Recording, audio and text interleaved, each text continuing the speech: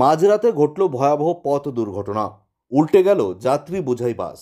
ভয়াবহ এই দুর্ঘটনায় ব্যাপক ক্ষয়ক্ষতি। চলছে জোর কদমে উদ্ধার কাজ।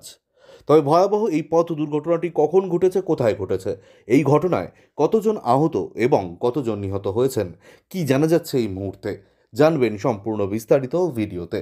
তাই অবশ্যই ভিডিওটি শেষ পর্যন্ত দেখবেন এবং আপনি আপনার জেলার নাম ভিডিওর কমেন্ট বক্সে কমেন্ট করে আমাদের জানিয়ে দেবেন। আপনার জেলার নতুন কোনো খবর বেরিয়ে এলে আমরা আপনাকে জানিয়ে দেব।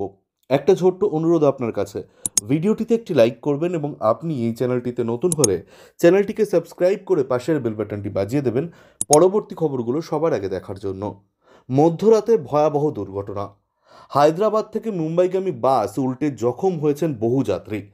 হায়দ্রাবাদ নার্সিঙ্গির কাছে আউটার রিং রোডে নিয়ন্ত্রণ হারিয়ে উল্টে যায় যাত্রী বোঝাই বাস। ঘটনায় গুরুতর জখম হয়েছে বহু যাত্রী। চিকিৎসার জন্য তাদের স্থানীয় হাসপাতালে নিয়ে যাওয়া হয়েছে।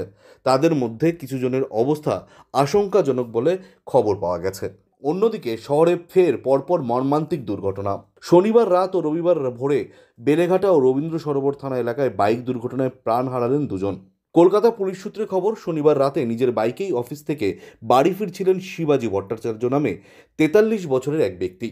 তিনি ক্যানাল সাউথ রোডের বাসিন্দা। একটি নামী বেসরকারি সংস্থায় কর্মরত ছিলেন পেশায় সফটওয়্যার ইঞ্জিনিয়ার শিবাজি। বেলেঘাটার চাউলপট্টি রোডে রাত 1টা নাগাদ একটি গাড়ি এসে তার বাইকে সজোরে ধাক্কা দেয়। এতে রাস্তায় ছিটকে পড়েন তিনি। মাথা সহ শরীরের একাধিক জায়গায় চোট লাগে তার। স্থানীয়রা পুলিশে খবর দেন।